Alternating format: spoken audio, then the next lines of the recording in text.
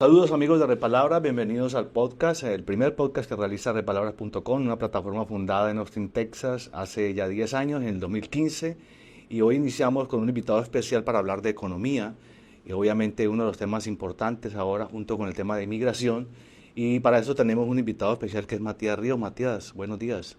Muy buenos días, gracias por la invitación. Siempre encantado de poder colaborar con Red Palabras. Me parece que es un medio muy serio y me encanta, estoy para servirles. Gracias por tenerme en cuenta. Bueno, pues muchas gracias. Empecemos. El tema va a ser obviamente la economía, la actualidad, lo que está pasando. El tema, el nuevo gobierno de Donald Trump ha introducido una serie de medidas que están moviendo no solamente la región a nivel de Estados Unidos, sino a nivel global, un impacto bastante fuerte. Y pues Matías, el doctor Matías es un experto en el tema de la economía y todo lo que tiene que ver con este tipo de noticias, de información.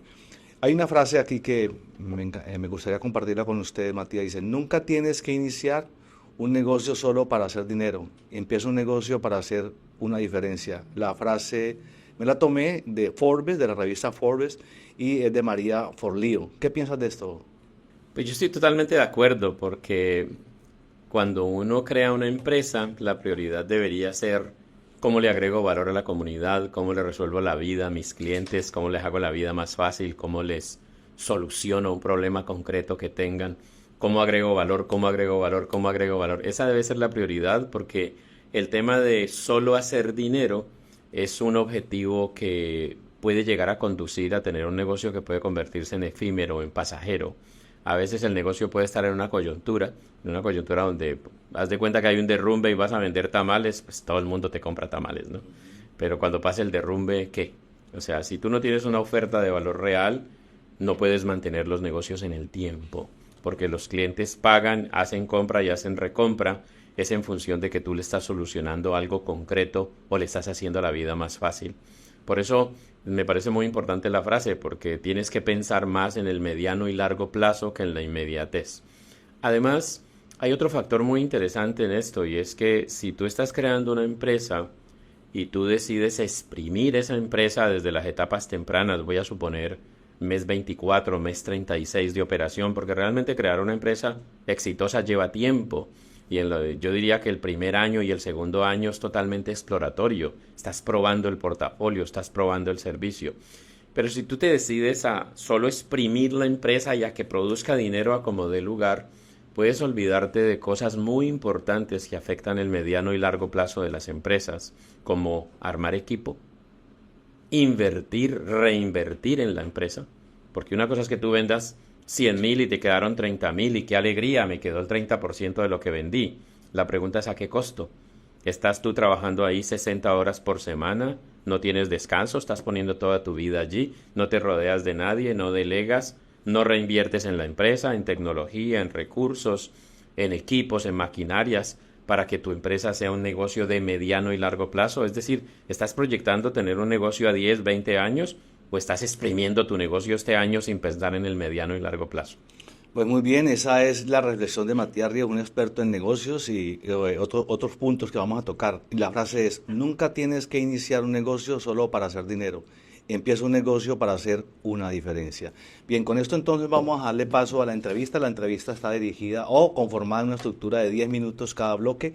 Y vamos a empezar con la primera parte de esto que son las nuevas políticas de aranceles que tienen una gran influencia a nivel mundial. Doctor Ríos, ¿usted piensa que hay un nuevo orden a nivel global con el tema de la economía y esto por las nuevas regulaciones de Donald Trump y del gobierno? Mira, yo no me atrevería a decir todavía que hay un nuevo orden mundial. No lo diría. Yo creo que falta que pase más agua debajo del puente antes de que podamos llegar a decir que esta decisión plantea un nuevo orden mundial, porque un nuevo orden mundial diría, ya no es Estados Unidos el líder del mundo, ya es China o ahora es otro país o otro bloque de países. Yo creo que no. Sin embargo, sí hay que entender que este tema del manejo de las aranceles por parte del gobierno Trump genera demasiado ruido, demasiado. O sea, es una política que viene a afectar directamente el liderazgo de Estados Unidos en el mundo, sobre todo porque es una política que claramente le ha disparado a amigos y a enemigos. O sea, siempre Estados Unidos ha tenido países amigos, y ha tenido países que no son sus amigos.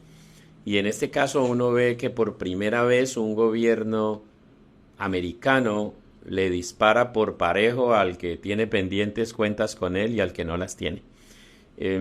Es un momento muy complejo, es un momento difícil, yo diría, es un momento en el que la consecuencia, yo veo como dos consecuencias muy fuertes que pueden derivar de esta guerra, de esta guerra arancelaria, porque esto es una guerra comercial, es una guerra de yo te pongo y tú no me pones. Además me parece que tiene un fundamento que va en contra de las formas y las maneras diplomáticas que debería tener un gobierno que lidera el mundo. Ahí hablamos de improvisación. Yo diría que más que de improvisación, yo diría que es un estilo de negociación matonesco donde yo te golpeo, pero tú no me puedes golpear. Es decir, yo te voy a subir las aranceles un 50%, pero hay de ti donde me respondas con lo mismo. Porque si me responden con lo mismo, te voy a golpear mucho más. Entonces es un estilo que a mi juicio va a hacernos sufrir en dos sentidos muy fuertes. Primero, siento que todas estas décadas de trabajo cotidiano de muchos gobiernos americanos de diferentes presidencias, labrándose un camino de liderazgo en el mundo, se va a ver afectado. O sea que estas décadas de avance, de convertir a Estados Unidos en el líder que ayuda, que aporta, que cuida, que tiene bases militares para cuidar el orden en muchos países, en muchas rutas comerciales, estas relaciones bidireccionales con muchos países. Yo creo que este tema de la diplomacia que había logrado construir y el liderazgo que había logrado construir Estados Unidos se va a ver seriamente afectado. Hoy está totalmente cuestionada la credibilidad de lo que dice el gobierno, porque hoy dice blanco, mañana dice negro, pasado mañana dice gris. Es decir, hoy te presiono, pero mañana echo para atrás. Entonces ese es la primer consecuencia, es una consecuencia en pérdida de credibilidad, pérdida de liderazgo. Con una palabra que ha vuelto fundamental ahora, la incertidumbre. Es una administración de incertidumbre total, es la administración en medio del caos, es crear caos para administrar el caos. Es un estilo administrativo, cuestionable o no, es lo que es lo que hay. Nosotros, ¿qué podemos hacer? Tratar de entenderlo. La segunda consecuencia es que, como están las cosas con este tema de los aranceles, que nunca ha funcionado, porque nunca un tema arancelario, estadísticamente, te puedes devolver a ver los diferentes momentos en que el gobierno ha decidido crear aranceles. Nunca esto ha funcionado. Nunca ha sido una política que haya traído algo positivo en el mediano y largo plazo. Y si nunca ha funcionado, es muy improbable que hoy funcione. Por lo tanto, si esa política llega y esa política se queda y algunos de esos aranceles se quedan, pues quienes vamos a pagar las consecuencias somos nosotros, los que vivimos en Estados Unidos, que compramos un carro, que compramos un tomate, que compramos una botella de licor. Así de simple. ¿Por qué? Porque el consumidor final va a pagar más porque hay unas sobretasas de impuestos de ciertas materias primas o ciertos productos terminados que entran de fuera. Entonces, son dos consecuencias claras: la pérdida de liderazgo, la pérdida de credibilidad, más el hecho de que el consumidor final americano tendrá que pagar más. Ok, entonces desde su experiencia, para entrar ya lo que es en la región, nosotros estamos en la ciudad de Houston y obviamente es una ciudad donde hay bastante empresas, mucho desarrollo, que es un factor determinante de economía para la región. ¿Qué piensa usted de esto, del impacto en la región? ¿Cómo está? ¿Cómo lo ve? El impacto va a ser genérico. Texas tiene mucha interacción con muchos países. Texas, de hecho, es de los líderes en Estados Unidos en comercio internacional con otros países, especialmente con México. Todos los aranceles que se planteen para México van a afectar directamente todo lo que pasa en Texas, a empresas de Texas, porque tenemos un cruce comercial permanente, muy especialmente con México, pero también con muchos otros países. O sea que Texas puede llegar a ser uno de los estados donde más veamos el reflejo del impacto de los aranceles. ¿Por qué? ¿Un caso específico en qué parte del mercado? Pues mira, Texas exporta petróleo, pero también importa petróleo, porque acuérdate que las fábricas de aquí están dadas para ciertos tipos de crudo, no es para los petróleos no son iguales en toda parte, los tipos de petróleo cambian muchísimo. Entonces, ¿no? La calidad, unos son más pesados, otros son más livianos. Las fábricas o las procesadoras, digamos, lo de petróleo de aquí, las refinadoras de petróleo, están dadas para petróleos pesados. Si esos petróleos tienen aranceles, pues imagínate. Y todo lo que son insumos, porque es que no hay que pensar solamente en el petróleo, pensemos en los equipos, en las maquinarias, en los otros insumos necesarios, porque estas industrias no son unas industrias donde se utiliza uno o dos materiales únicamente, se utiliza de todo. Y muchísimas de estas cosas vienen de fuera, vienen de Europa, vienen de China, vienen de México, vienen de Sudamérica. Entonces, Texas definitivamente va a verse afectado en ese sentido. Ahora, un vehículo, la compra de un vehículo. Los vehículos vienen a tener afectaciones como consecuencia del que se están gravando aranceles para metales específicos como el aluminio y el acero. También las partes que vienen fabricadas de fuera. Un vehículo está integrado por partes que vienen de 30 países distintos. Entonces, imagínate 30 países distintos, 30 tipos de tarifas distintas. Estamos hablando de que un vehículo puede llegar a tener un incremento sin problema de 5 o 6 mil dólares o quizá más. ¿Y quién lo va a pagar? Lo va a pagar el consumidor final.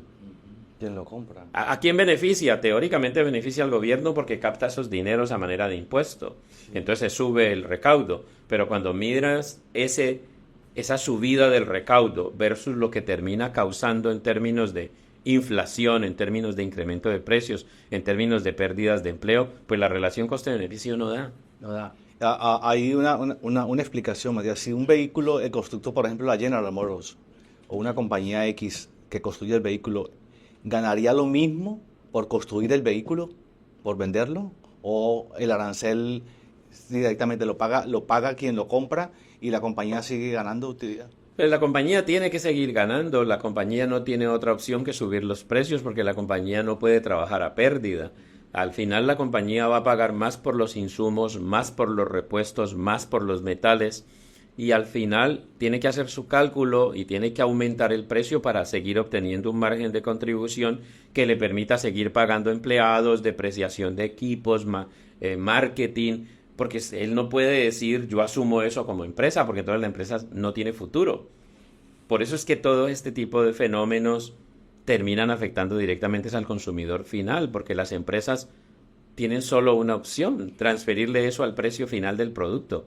Matías, entonces el proteccionismo que se está planteando a través de las medidas de Donald Trump, ¿realmente sí van a proteger la economía de los Estados Unidos, la producción de Estados Unidos? Cualquiera escucharía y diría que es una buena intención, en el sentido de que hablemos de proteccionismo. Pero ¿cómo podemos hablar de proteccionismo en un mundo globalizado donde cualquier país que produzca un vehículo necesita comprarle piezas y partes a 20, 30 países distintos? Esto es un mundo globalizado, querámoslo o no lo queramos. 30.000 partes tiene un vehículo, ¿no? 30.000 partes adquiridas en más de 20, 30 países. Y para producir una parte necesitan varios metales para esa parte. De todo, desde tierras raras, metales distintos, pero más allá del necesitar unos materiales distintos, unos insumos, el punto es que a medida que el mundo se globalizó, algunos países se especializaron en producir ciertas partes, como pasa con México, que se especializó y tiene la mano de obra y tiene las fábricas y tiene la infraestructura, tiene el punto correcto de costos de producción para poder fabricar esas partes a un precio razonable que aún exportándolo genera utilidad y beneficio para todo el mundo. Este tema de esta intención proteccionista de parte del gobierno Trump, si alguien lo quiere leer desde el punto de vista positivo, pues mira, qué bien, qué interesante, porque estás tratando de proteger la industria nacional, estás tratando de traer más empresas al país, estás tratando de que exista más el concepto de hecho en Estados Unidos. Ahora la pregunta es, ¿y quién lo va a producir?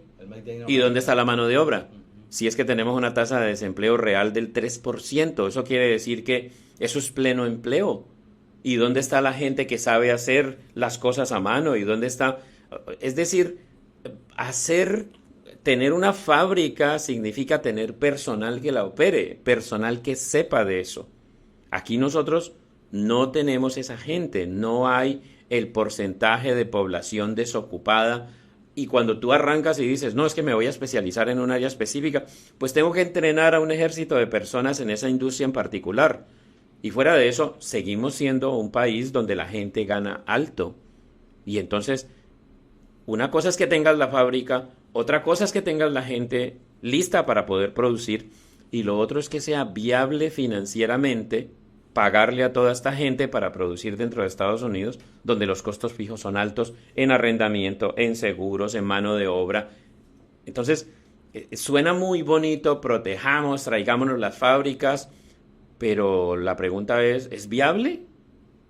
¿De verdad es viable? ¿Es financieramente viable? ¿Cuánto nos va a costar producir un repuesto aquí, con mano de obra local, con costos locales, con arrendamientos locales, con seguros locales, cuando se puede seguir produciendo en Monterrey, México, y a precios de mano de obra mexicana, donde abunda la mano de obra?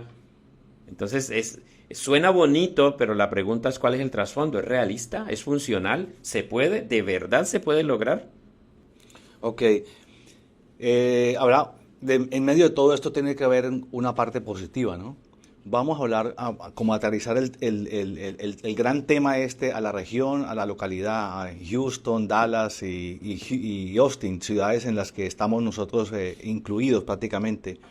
¿Qué positivo hay para los small business en todo esto? ¿O qué hacer? ¿Qué tienen que hacer los pequeños negocios, las personas que están en la economía, digamos, mediana de los pequeños negocios? Yo estaría muy atento para ver qué tipo de industrias de verdad van a poderse ubicar dentro de los Estados Unidos y ser funcionales, para ver qué tipo de productos y servicios o qué tipo de cosas puedo proveerle a ese tipo de industrias. Ya sabes que se maneja mucho y en la filosofía de negocios de Estados Unidos el subcontrato está ahí, tener subcontratistas para múltiples cosas, para proyectos, para servicios, para manufactura. O sea, yo estaría muy atento a ver cuáles son esas nuevas empresas que se están creando, que se van a crear de verdad, y estaría atento a ver qué tipo de productos o servicios se le pueden prestar a ellos. Pero antes de crear infraestructura, antes de invertir en eso, yo monitorearía muy bien cuáles son esos nuevos modelos de negocio que se van a crear, que de verdad van a poder venir a operar desde Estados Unidos. Yo creo que es ser muy observador, es ser increíblemente analíticos y tratar de ver quiénes son y ver que de verdad están abriendo operaciones, porque uno ve aquí que se abren operaciones en negocios de tecnología, en software, negocios tipo Google, negocios grandotes que necesitan una gran cantidad de servicios como tal. Pero cuando nos vamos al tema fabricación, dado que hace muchos años el mismo gobierno americano empujó a que las fábricas se fueran para China, pues la fabricación aquí no es que no exista, claro que existe, en Estados Unidos se fabrica mucha cosa, pues se fabrica lo que es viable financieramente fabricar. Ahora estamos diciendo devolvámonos, traigámonos todo eso que antes empujamos para que se fuera y traigámonoslo nuevamente a Estados Unidos. Entonces miremos a ver cuáles son los rubros que van a funcionar, y los pequeños negocios lo que pueden hacer es estar muy atentos para ver qué tipo de producto o servicio le pueden dar a ellos. Muy bien, entonces esa es la parte positiva, ¿no? Buscarle como el lado amable, digamos, entre comillas, a toda esta situación. Y en un consejo práctico que usted le quiera dar a los oyentes o los televidentes de este podcast, ¿cuál sería un consejo práctico para los pequeños negocios o los que tienen un emprendimiento? Yo les diría que no entren en pánico. Yo les diría, este es un momento complejo desde el punto de vista de demasiado ruido en medios, demasiado inmediatez, demasiada noticia mediática, que se bajó la bolsa, que subió un poquito, que ahora Trump dijo no sé qué cosa. Yo creo que hay que tratar de entender que Estados Unidos tiene una dinámica como país, tiene una dinámica que históricamente ha superado muchísimas crisis.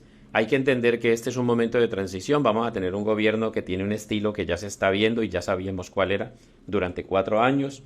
Yo creo que lo que les diría es no entren en pánico, no dejen de hacer, no dejen de planear, no se dejen guiar 100% por la volatilidad de las noticias cotidianas, sobre todo el tema político. Yo creo que tenemos que estar más arriba de eso y tenemos que tomar las decisiones teniendo fe en que esta economía va a salir adelante, que algunos negocios llegarán, otros definitivamente no van a poder llegar, mucha fábrica de fuera no va a poder venir a operar acá, Pero Estados Unidos seguirá avanzando porque Estados Unidos tiene su propia agenda económica de progreso, de pujanza, tiene su propia dinámica que, aunque se ve afectada a veces por la diplomacia y por el estilo del gobierno de turno, no necesariamente los ruidos que se plantean allá afuera desde el punto de vista de comunicación son la realidad de lo que está pasando desde el punto de vista económico. Muy bien, pues gracias por todo, por ese análisis tan positivo y ofrecer esas palabras de entusiasmo y positivismo para la comunidad, porque se necesita en este momento que expertos como usted pues den un parte de tranquilidad.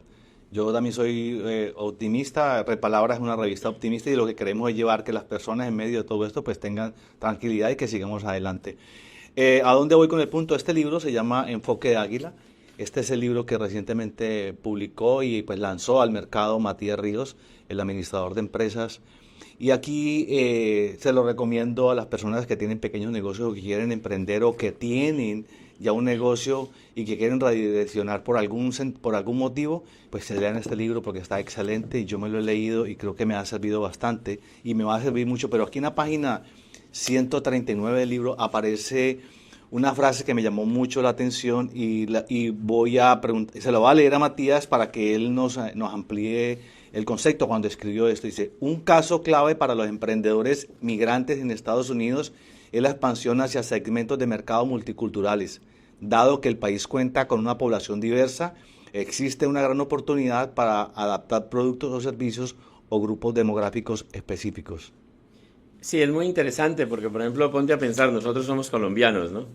Y yo digo muy jocosamente que todos llegamos a los Estados Unidos y entonces llegamos como colombianos, como hondureños, como argentinos, y un día abrimos los ojos y nos damos cuenta que es que todos somos mexicanos.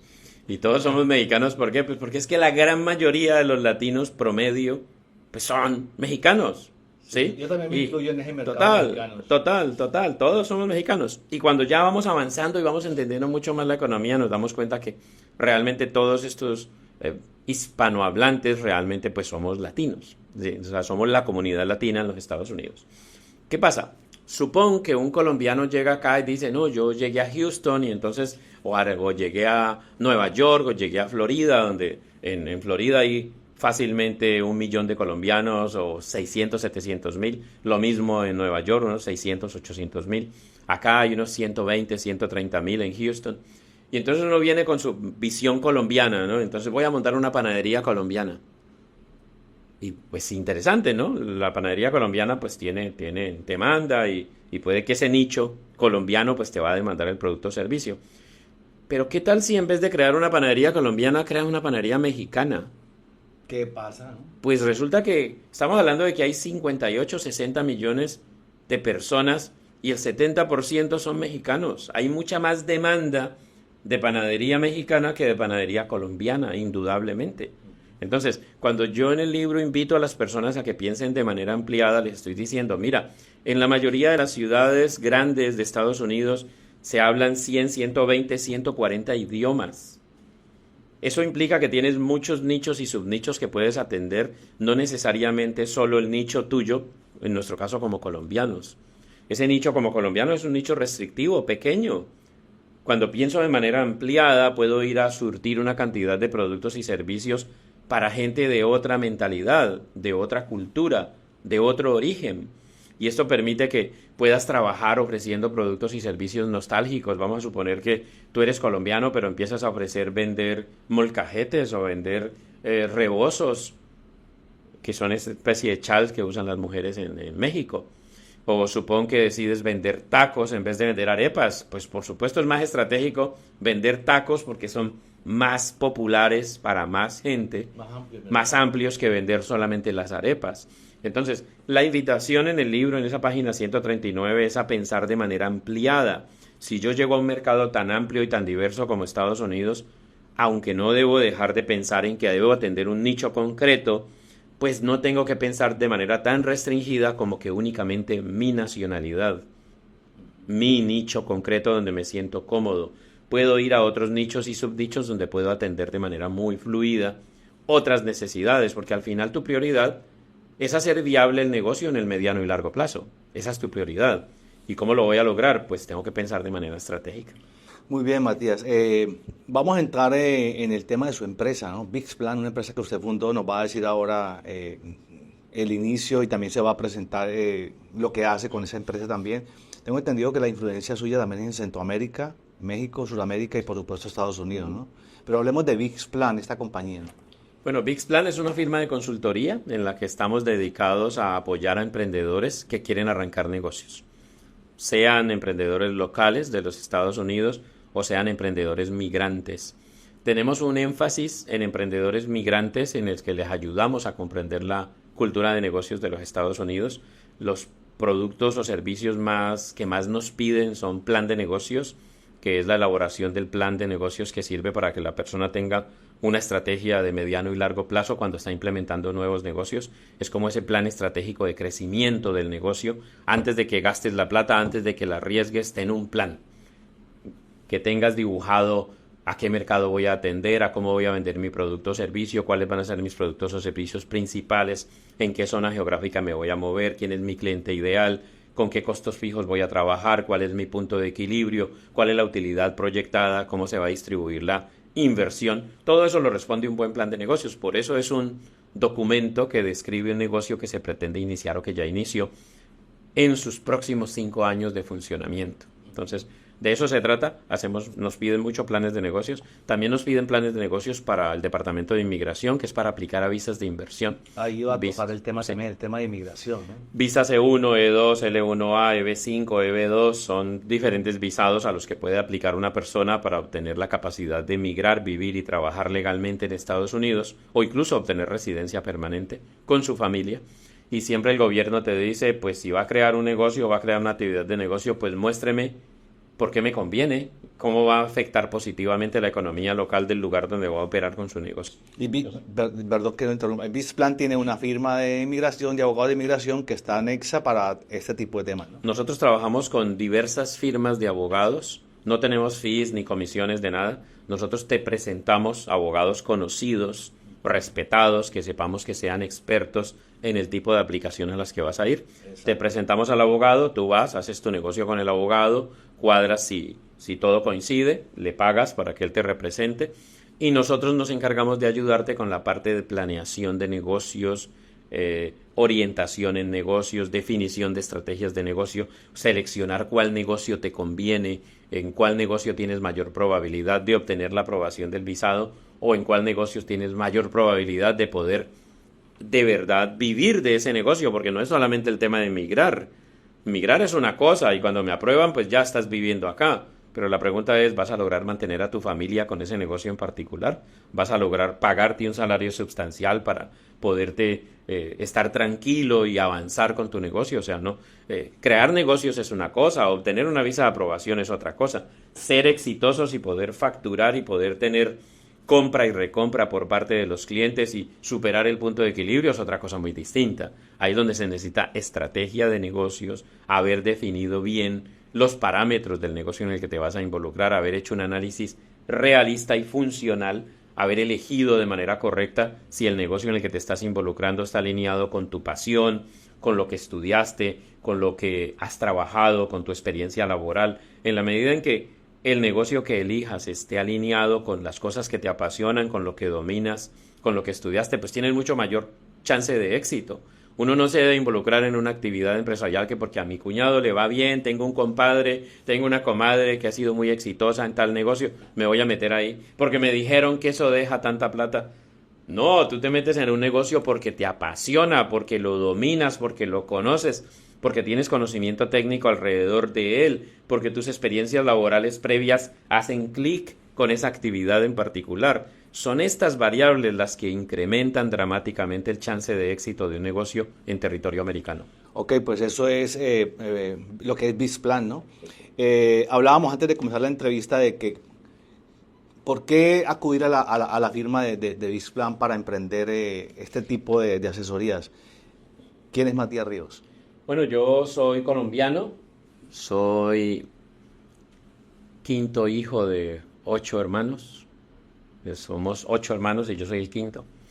Y Soy esposo de Sandra Peña, arquitecta colombiana, papá de Juan y Mateo. De hecho, mi hijo mayor se gradúa en ingeniería nuclear el próximo mes. Ingeniería nuclear. Y mi hijo menor estudia sistemas, computación.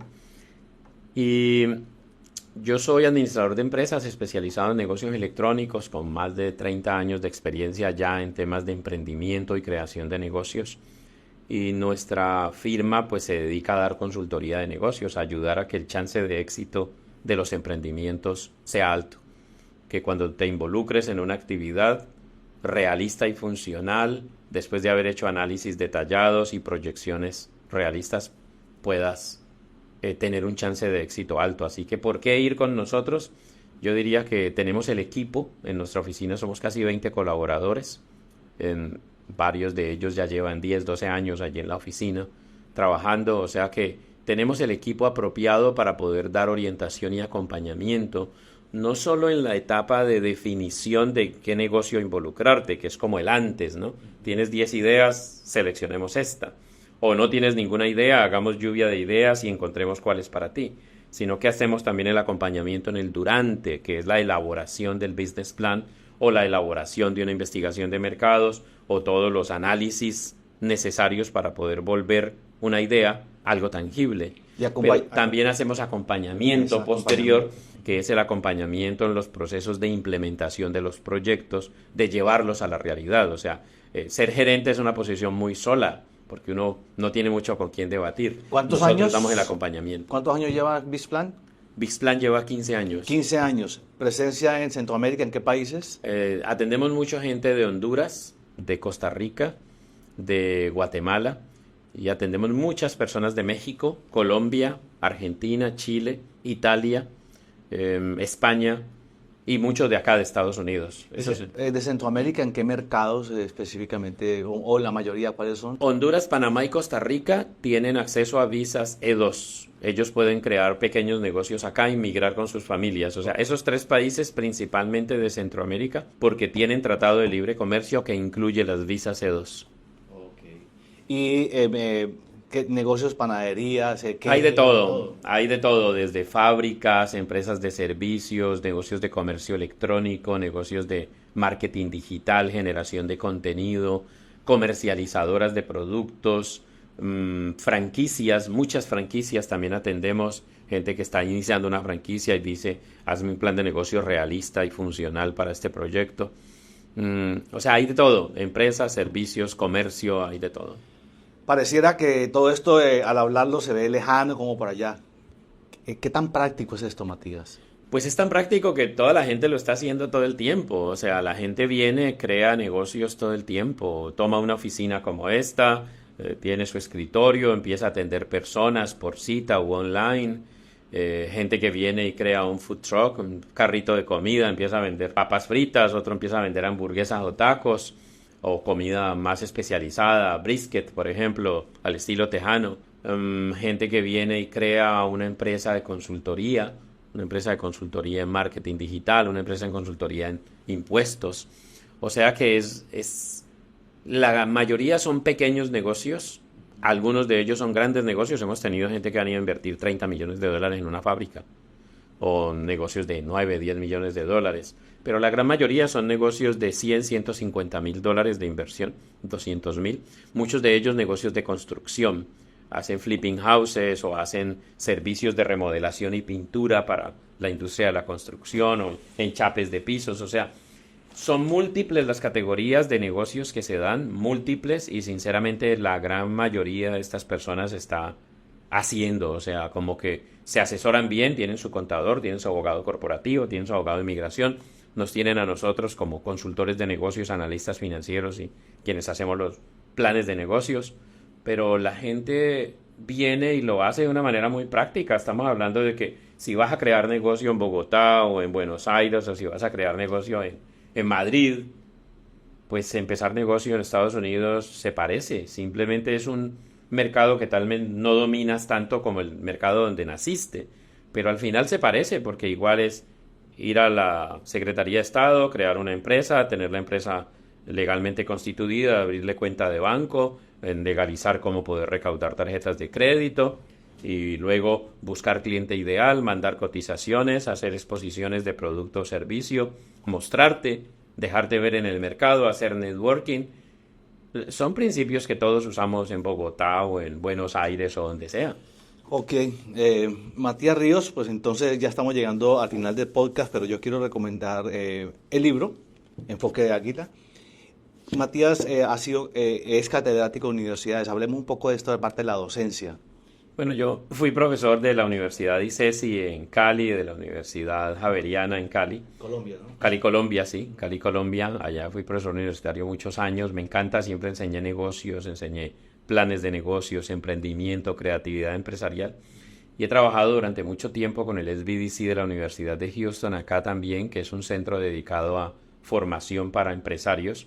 Allí también he enseñado networking, he enseñado negocios electrónicos, he enseñado emprendimiento básico como espíritu empresarial y también he dado la materia de plan de negocios como tal.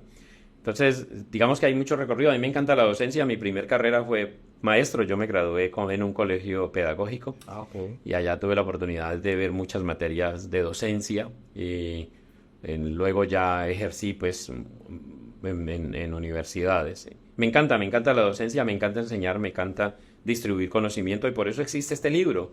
Este libro, Enfoque de Águila, busca mostrarle a los emprendedores los 21 factores claves de éxito para hacer negocios en Estados Unidos. O sea que aquí van a encontrar elementos para comprender la cultura de negocios de Estados Unidos, cómo se hacen los negocios en Estados Unidos, por qué Estados Unidos es un gran lugar para emprender negocios, cuál es el atractivo de Estados Unidos y cuál es el poder de su infraestructura y el poder de su economía y el poder de su capacidad de compra real.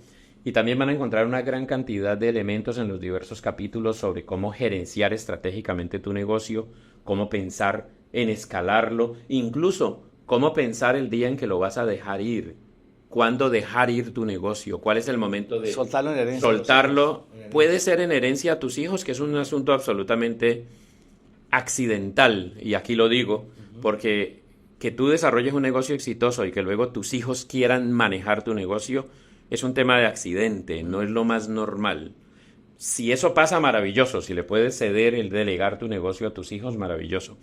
Pero lo que más comúnmente se ve es que lo vendes a terceros, dejas que otra persona venga con un nuevo estilo gerencial, sacas tu dinero, te vas, paseas, disfrutas la vida como debe ser, porque pues mi teoría es que tenemos una sola vida y hay que disfrutarla, y si el negocio puede ser la base financiera para tener independencia financiera, pues maravilloso. Pues muy bien, entonces hemos tenido a Matías Ríos como el primer invitado del podcast de Repalabras. Matías, muchas gracias. Y de nuevo, amigos, entonces a comprar este libro que tiene un contenido bastante apropiado para personas que quieran emprender o tengan negocios. Y también que se acerquen a la firma de Matías Ríos, que es BIXPlan, a quien le ofrezco los últimos minutos para que ofrezca su empresa a los emprendedores y empresarios de la región y, por qué no, de las personas que nos vean en cualquier geografía. Bueno, si tú eres un emprendedor que está viéndonos desde fuera de Estados Unidos y quieres aplicar a una visa de inversión que te permita migrar, vivir y trabajar legalmente en Estados Unidos con tu familia, pues te conviene buscarnos. Tenemos mucha experiencia en ese ramo. O si eres una persona que estás dentro de Estados Unidos, tienes un estatus de estudiante, tienes una visa TN, tienes una visa que ya quieres abandonar y pasar a un visado de empresario, también búscanos. Nosotros tenemos la capacidad de hacer un proyecto que se le presente al Departamento de Inmigración para poder aplicar a una visa de inversionista. También apoyamos muchos emprendedores y empresarios que, independientemente del tema legal, quieren crear empresa exitosa en territorio americano. Con mucho gusto podemos ayudarles en sus análisis, en la concepción de sus modelos de negocio, en pulir sus modelos de empresa, en crear los planes de negocios, en hacer investigaciones de mercado. Esto con diferentes servicios de consultoría directa que tenemos con todo el equipo de BIXPlan. Así que quien quiera tener un negocio exitoso, o quien quiera aplicar una visa, o quien quiera buscar capital con socios, con inversionistas ángeles o con bancos, búsquennos, que los servicios de consultoría que tenemos en BIXPlan son totalmente coherentes para satisfacer esas necesidades. Amigos de Repalabras, muchas gracias. Gracias a los patrocinadores, gracias a Matías Ríos y al equipo de producción también. En otra oportunidad nos vemos muy pronto. Gracias. Buen día.